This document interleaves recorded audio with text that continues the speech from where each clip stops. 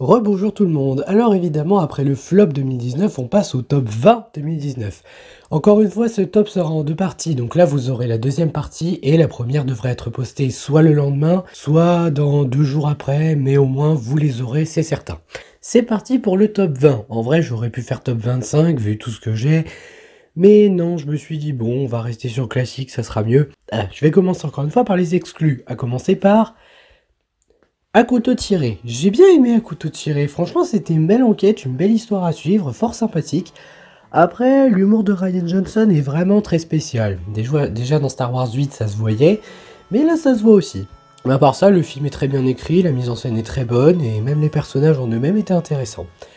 Toujours en exclu, Glass. Glass était, ma foi, fort sympathique. Shyamalan m'a vraiment impressionné. C'est pas mon préféré qu'il a fait, mais je l'ai quand même préféré à Incassable. J'ai beaucoup aimé Incassable, mais j'avoue que cette suite et conclusion de la trilogie Incassable Split Glass était très bonne. Il y a que l'espèce de théorie du complot que j'ai pas vraiment approuvé, ça j'avoue que c'était un peu bizarre. Mais à part ça, j'ai bien aimé le film. Franchement, en termes de mise en scène, de narration, c'était très bien géré. Ensuite, toujours en exclu, Elisa et Marcella. J'ai pas détesté, je trouve même que c'est une très belle biopic à regarder, surtout pour un couple homosexuel qui s'est toujours battu pour essayer d'être accepté. Et ça finit assez de manière tragique et en même temps avec une petite note d'espoir. Je me demande ce qu'elle pensera encore de la lutte aujourd'hui, parce qu'elle est pas finie. On a beau accepter les homosexuels dans plusieurs pays, ils sont pas encore acceptés dans tous les pays. Franchement, ce film est réellement beau et touchant. L'histoire d'amour est très bien gérée, la mise en scène aussi, on sent que la réal était passionnée. Et ça me fait plaisir moi personnellement. Et enfin, dernier exclu que j'aurais mis dans le top s'il n'y avait pas eu les autres films, Donne-moi des ailes. Donne-moi des ailes était vraiment très surprenant. Le dernier film que j'avais vu avec Jean-Paul Rouve, c'était Aladdin, et Aladdin 2 si on compte son caméo. J'ai pas envie de rappeler à quel point j'ai détesté ces deux films. Vraiment. Donc j'ai eu beaucoup de peine pour Jean-Paul Rouve quand je l'ai vu dans les deux. D'ailleurs même lui, il n'en avait rien à péter, ça se voyait, tout comme Michel Blanc. Mais d'un autre côté, ce film-là était vraiment très bon. L'histoire, la mise en scène, j'ai beaucoup aimé. Dommage que la bande-annonce nous ait tout spoilé avant. Oui, vraiment, vous avez vu la bande-annonce, vous avez vu le film. Dites-vous que le film, c'est une espèce de version longue de la bande-annonce. Et moi, je trouve ça triste, parce qu'une bande-annonce ne doit pas tout montrer, et ne doit montrer que certaines choses. Si tu montres tout, il n'y a plus aucun intérêt à voir le film. On est d'accord? On est d'accord. Donc on passe directement au top 20. Et on va commencer du 20 au 11. Et on commence avec une égalité parfaite, et quand je dis égalité parfaite, c'est-à-dire que j'ai pas réussi à départager entre les deux lequel je préférais. Je sais que je vais me faire allumer pour ces choix, mais j'en ai rien à faire, c'est mon top, je fais ce que je veux. Donc en 20e position, Dragon Ball Super Broly, oui, vous ne rêvez pas, et Abominable de DreamWorks. Non, vous ne rêvez toujours pas. J'ai adoré ces deux films. J'ai adoré ces deux films parce que ils sont tous les deux une renaissance. Abominable est une renaissance pour DreamWorks après ce qu'ils ont dû endurer avec tous ces films oubliables. Bon, il y en a quand même certains qui étaient assez sympas pour certaines choses, genre Baby Boss. Mais dans la généralité, DreamWorks était en train de sombrer. Et là, ce film, ça a rattrapé le tir. Vraiment, ce film, moi quand je l'ai vu, j'étais en mode oh, enfin DreamWorks! Enfin, très bon DreamWorks! Enfin, très bon, j'exagère. Mais je dis très bon parce que, encore une fois, vraiment, ça m'a touché, j'étais en mode oui, enfin, très bon DreamWorks qui ressort au cinéma, une histoire touchante, à part les suites, genre Dragon 3 et Kung Fu Panda 3, que j'aime beaucoup aussi, mais c'est pas pareil. Et enfin, Dragon Ball Super Broly, parce que déjà j'aime Dragon Ball, je respecte vos goûts si vous préférez GT ou Super, moi je préfère Super. Je reconnais que l'animé Super est un animé qui ne faisait rien espérer, malgré l'arc Zamasu qui encore une fois est un arc que j'adore, dans l'ensemble Dragon Ball Super c'est vraiment pas terrible, et le tournoi Arc du Pouvoir n'a pas arrangé les choses. En manga, ça se rattrape un peu avec l'arc Mero qui est plutôt agréable, malgré les derniers chapitres. Mais là, ce film, je comprends pas les gens qui n'aiment pas. À mon avis, les gens qui n'aiment pas, même si je respecte vos opinions, je pense que c'est surtout dû au fait que Broly n'est pas pareil. Ce que je peux comprendre, mais Broly devait changer, c'est une nouvelle adaptation, donc c'est normal. Personnellement, j'aime bien Broly, mais j'aurais pas pu, vraiment, j'aurais pas pu ne pas le mettre dans le top. Et en plus, ce film est sorti dans toutes les salles françaises de cinéma. C'était trop bien! C'était trop bien! J'ai enfin vu un film d'animation japonais dans un cinéma pâté! C'était trop bien! Je suis désolé! Puis même, les bastons sont bien faites, l'animation est travaillée, hormis quelques moments 3D un peu dégoûtants, ça je peux pas nier. Oh, quoique dégoûtant, ça se discute, j'ai déjà vu pire. Mais en soi, le film est très bon, même l'histoire est bonne. En fait, c'est à partir du moment où Goku et Vegeta affrontent Broly que ça commence un peu à perdre de sa superbe.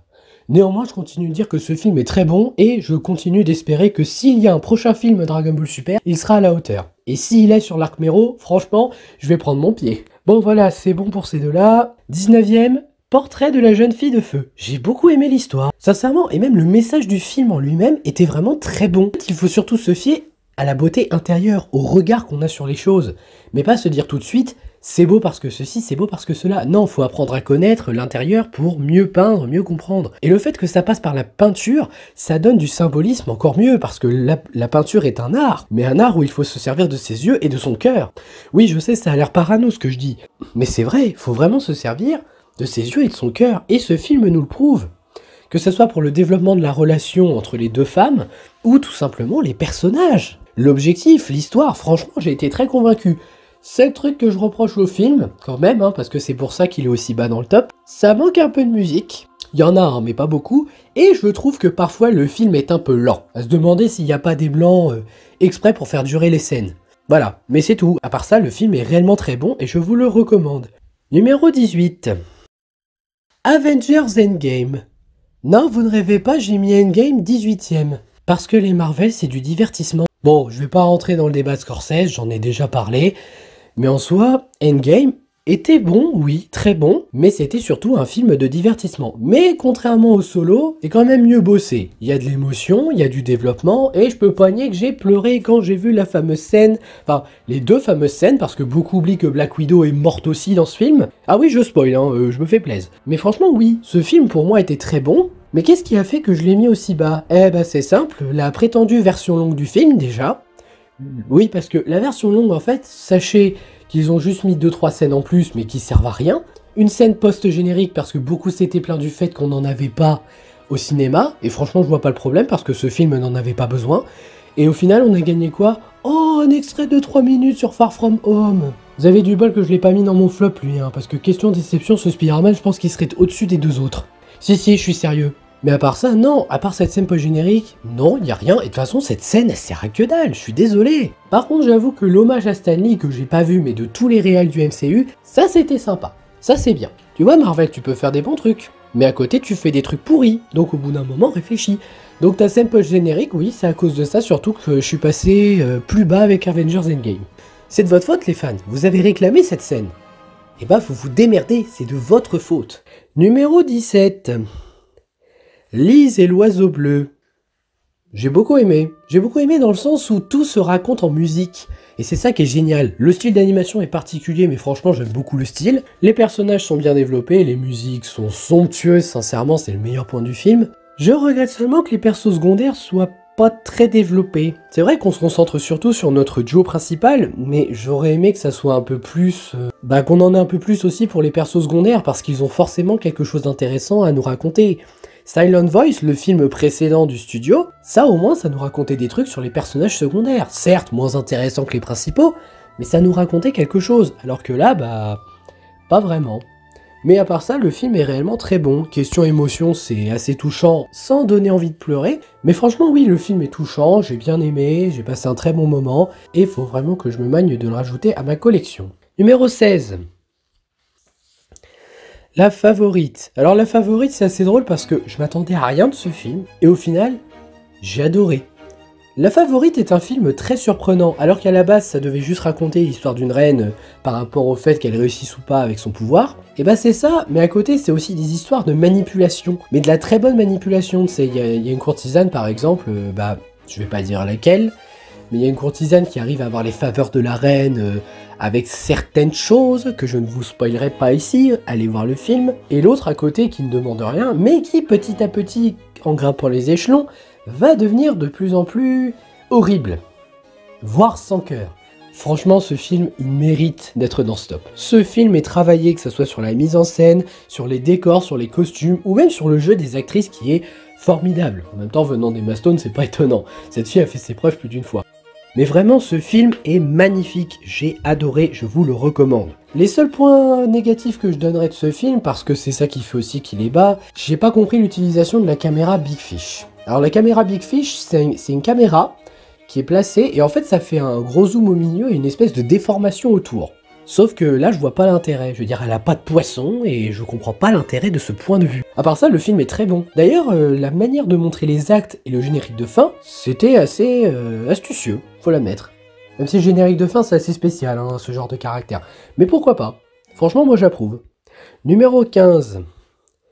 Les Misérables. Je vais pas lier, j'ai vu Les Misérables un peu tard. Et j'ai pas été extrêmement touché par le film. C'est vrai que le film en lui-même raconte une chose très intéressante de la part de son réalisateur, mais j'ai remarqué quelque chose par rapport à ce film. Et je me permets de citer ça avant de parler du film en lui-même. Vous saviez que le réalisateur avait fait un court-métrage du même nom avec un ou deux acteurs pareils, je me souviens plus exactement lesquels, mais vous le saviez ou pas? Donc en fait, le mec, il a repris son court-métrage et il s'est dit, je vais faire un long-métrage là-dessus. Bon, après, il a prévu une trilogie, hein. Le deuxième serait sur ce fameux maire, et le troisième, si j'ai pas compris, ça se concentrerait sur le peuple en lui-même. Pourquoi pas? Mais bon, en soi, ça fait quand même que le mec, il avait pas beaucoup d'idées, et il s'est dit, tiens, je vais reprendre une de mes idées, je vais en faire un long-métrage. Cependant, c'est très bien bossé comme long-métrage. Franchement, c'est prenant, que ce soit dans le sujet, dans les personnages, dans la manière dont on montre les choses. Il n'y a même pas de parti pris, en fait, dans le film. C'est ça que j'aime bien.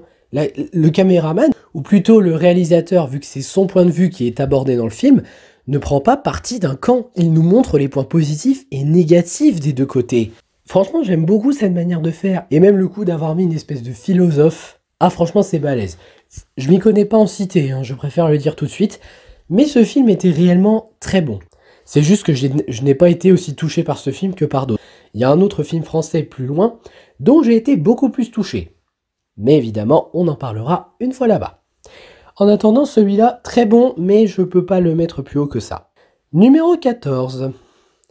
Midsommar. Alors ce film-là, j'ai mis beaucoup de temps à le regarder parce que il était pas dispo quand je voulais aller le voir. Et j'ai pas eu le temps d'y aller au cinéma parce qu'il était pas dans le cinéma de ma ville. On m'avait dit pas mal de bien de ce film, comme quoi c'était un bon film d'horreur, un film qui te mettait vraiment dans l'ambiance. Et c'est vrai. Alors là, je peux pas le nier, ce film, moi j'étais content de pas être à la place des personnages. Hein. Mais ce que je trouve vraiment épatant de la part de ce film d'horreur, c'est que tout se passe le jour. Vous savez, en général, les films d'horreur, même ce genre de film où il y a des espèces de sectes, moi en général j'en ai vu ça se passer la nuit. Mais là tout se passe 2 jours. Et ce qui est étonnant c'est que il ne fait que filmer des coutumes, des traditions du village, et ça nous fait flipper. On découvre ce village du point de vue de nos personnages principaux, qui sont bien développés ici, mais il n'y a que la principale et son copain que j'ai trouvé réellement réussi. Oui, si on parle de l'autre débile là qui Marc, je crois il s'appelle si je dis pas de bêtises, si on parle de lui, alors lui, non seulement il a servi à rien, mais en plus c'est vraiment le perso détestable qui ne pense qu'au sexe et qui dit limite à son copain, mais largue-la, elle arrête pas de te demander et tout. Sympa la compassion. Franchement, j'aime pas ce mec. Et Josh a été un peu mis de côté par rapport aux autres. Ça aussi c'est dommage. Vraiment, je suis triste pour lui. Mais à part ça, j'ai pas grand chose à reprocher au film. L'horreur est bien gérée, le film prend son temps et c'est assez bien fait, et on arrive vraiment à ressentir de la tension dans certaines scènes. Ah si, il y a l'horreur qui prend un peu trop de temps à arriver aussi. Mais ça encore, c'est pas un drame, hein. Franchement, on s'en sort là-dessus. Numéro 13. Hors norme. J'étais obligé. Je ne pouvais pas ne pas le mettre dans Stop, je suis désolé. Hors norme était vraiment impressionnant. Nous montrer des enfants en difficulté et qui veulent s'intégrer à la société grâce à l'organisation de Vincent Cassel, c'est génial. Moi franchement j'ai été touché par ce film, l'histoire est très belle, la mise en scène est bien gérée. J'ai pas grand chose à reprocher au film en fait, même les questions émotion c'est très bien fait. J'avais surtout peur que le film se vende pour son sujet, un peu comme 120 battements par minute. Non, je l'ai toujours pas vu en entier, mais je vais essayer. Mais en fait non, le film fonctionne réellement bien, ça me fait plaisir de voir ça. C'était génial. Et même les personnages en eux-mêmes sont attachants parce que tu sens qu'ils font de leur mieux malgré les difficultés et les tics, ou les tocs. Ça peut être plus poussé. Mais franchement, oui, j'ai beaucoup aimé Hors Norme. Ça, je peux pas le nier. C'est peut-être un des films français les plus touchants de 2019. Non, en fait, c'est le film français le plus touchant de 2019. Il n'y en a pas au-dessus. Numéro 12. Le Chant du Loup. Oh là là. Alors ça, c'était un de mes premiers films de l'année. J'étais allé le voir à une soirée spéciale qui me permettait de le voir en avant-première. C'était trop bien. Franchement, j'ai adoré ma séance. Que ce soit l'histoire, les effets spéciaux, la tension, les personnages, mais j'ai presque tout aimé de ce film en fait, excepté la petite copine qui est un petit peu trop mise de côté. Bah en fait, elle sert pas à grand chose pour moi, on l'aurait pas mis dans le film, ça n'aurait rien changé. Mais sinon le film est touchant, il est beau. Enfin bref, ce film pour moi c'est vraiment merveilleux, c'est trop bien, c'était magnifique. Et si vous ne l'avez pas vu, je vous recommande de le voir. Ah et pour vous convaincre, il y a Omar Sy dedans. Mais attention, Omar Sy, là, il fait pas le comique de d'habitude, hein. Il joue un vrai personnage touchant dans son personnage. Donc vraiment, je vous recommande de le regarder. Numéro 11.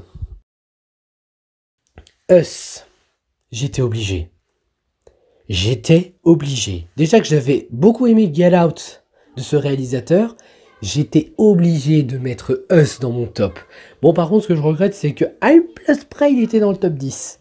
À une place près. Le film est vraiment très bon. J'ai ressenti de la tension, de la surprise. Je m'attendais à rien. Et en plus, on l'a vu aussi en avant-première. Et franchement, c'était magnifique. J'ai été surpris. J'ai même réussi à avoir peur à certains moments. J'irais même jusqu'à dire, je l'ai préféré à Get Out. Parce que Get Out, il y avait l'ambiance. Mais en fait, la bande-annonce, j'avais peur qu'elle m'en avait un peu trop révélé. Et elle ne m'en a pas trop révélé. Mais j'ai réussi à deviner certaines choses par la bande-annonce. Alors que là, que dalle. Alors là, j'ai vu la bande-annonce, je n'arrivais pas à savoir ce qui allait se passer. Et vraiment, ça va de surprise en surprise. Moi, je m'attendais à rien. Et la tension fonctionne. Tu sais jamais qui va mourir, comment ça va se passer ou quoi que ce soit. Franchement, j'ai beaucoup aimé. Ce film est une tuerie. Si vous voulez passer une bonne soirée avec un film un peu horrifique, je vous recommande de le regarder. Vraiment, j'ai rien à dire de ce film, il est vraiment excellent. Bon, la première partie, c'est bon, donc je vous retrouve pour la deuxième partie. À toutes!